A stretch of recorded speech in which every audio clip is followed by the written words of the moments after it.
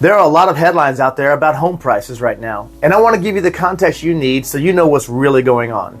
Take a look at this. Focus only on the blue bars for a second. That's the long-term average for what usually happens to home prices throughout the year. Price growth starts off slow, really ramps up in the spring, and then cools off in the second half of the year. Now take a look at the green bars. That's prices in 2023. Notice anything? We've got closer to that long-term norm last year, and that's a good thing. But the media is focusing on the 3 red bars because negative news sells.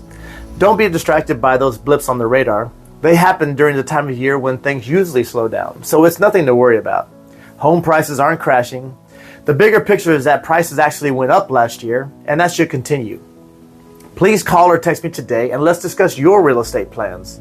And remember, it really does matter who you choose to be your realtor.